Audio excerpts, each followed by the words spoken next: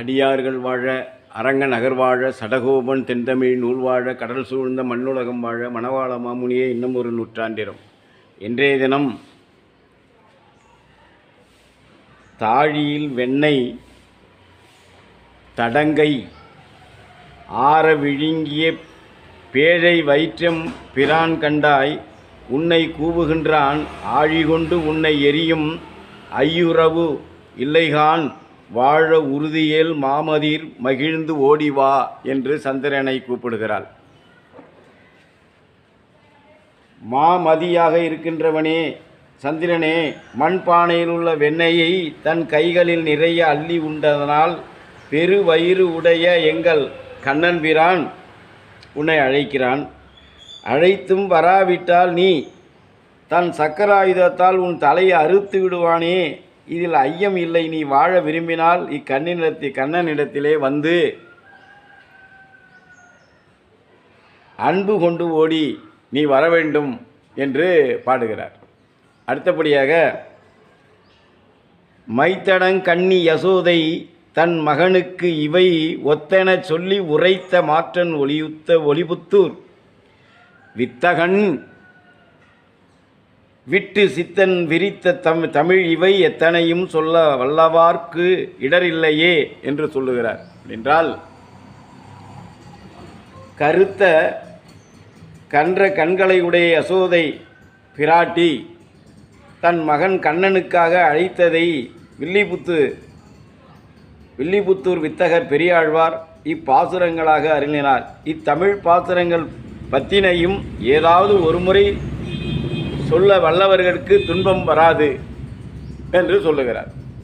அடுத்தபடியாக முகம் அசைத்து ஆடுதல் செங்கீரை பருவம். அதாவது செங்கீரை பருவம் என்றால் முகம் அசைத்து ஆடுதல், முன்னும் பின்னுமாக முகத்தை அப்படி தன்னுடைய அழகு முகத்தால் ஆடி கண்ணபிரான் செய்வென்ற கூற்றை அடுத்தபடியாக வர்ணிக்கிறார்.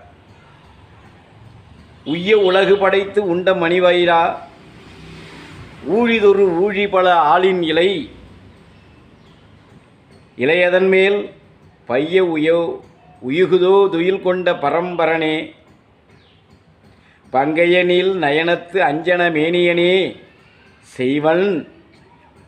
செய்யவள் நின் அகலம் சேமம் எனக்கருதி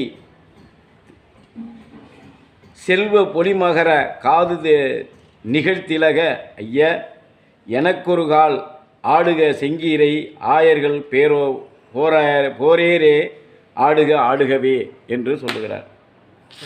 உயிருக்கெல்லாம் பிழைக்கும்படி உலகங்களை உண்டாக்கி பிரளய காலத்தில் அவ்வுலகங்களையெல்லாம் உண்ட வயிற்றை உடையவனே, ஒவ்வொரு ஊழி காலத்திலும் ஆளிலையின் மேல் யோக நித்திரை செய்யும் பரம்பரனே, தாமரை மலர்போல் கண்களையும்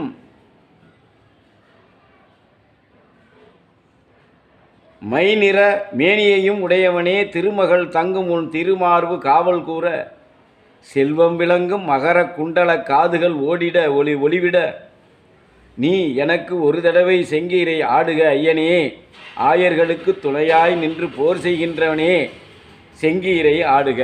அதாவது முகம் அசைத்து ஆடுதல் வேண்டும் என்று சொல்லுகிறார். அடுத்தபடியாக கோளரியின் உருவம் கொண்ட அவுணன் உடலம் குருதி குழம்பியழ கூறுகிறாள் உடைவாய் மீள அவன் மகனை மெய்மை கொலக்கருதி மேலையமார் பதிமிக்கு வெகுண்டு வர காலனன் மேகம் அவை கல்லொடு கால்பொழிய கருதி வரைக்குடையாய் காளிகள் காப்பவனே ஆள எனக்கு ஒரு கால் ஆடுக செங்கீரை ஆயர்கள் போரே ஆடுகவே என்று பாடுகிறார்.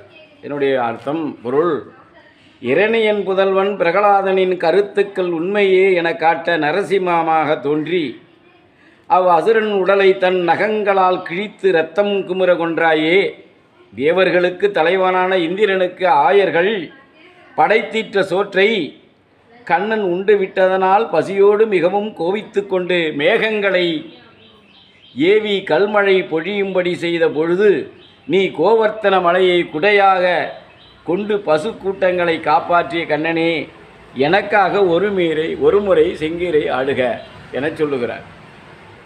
முகமசைத்து ஆடுக என்று சொல்லுகிறார். எனவே கண்ணனுடைய பெருமனையெல்லாம் சொல்வது என்றால் சொல்லிக்கொண்டே இருக்கலாம். பார்ப்பவர்களுக்கும் கேட்பவர்களுக்கெல்லாம் எல்லா வளங்களையும் நலங்களையும் ஐஸ்வர்யங்களையும் தந்து சிறப்பிப்ப நிச்சயமாக வாழ்க்கையிலே நல்ல ஒரு முன்னேற்றத்தையும் நல்ல பரிணாம வளர்ச்சியையும் கொடுப்பார் என்று சொல்லி முடிக்கிறேன்.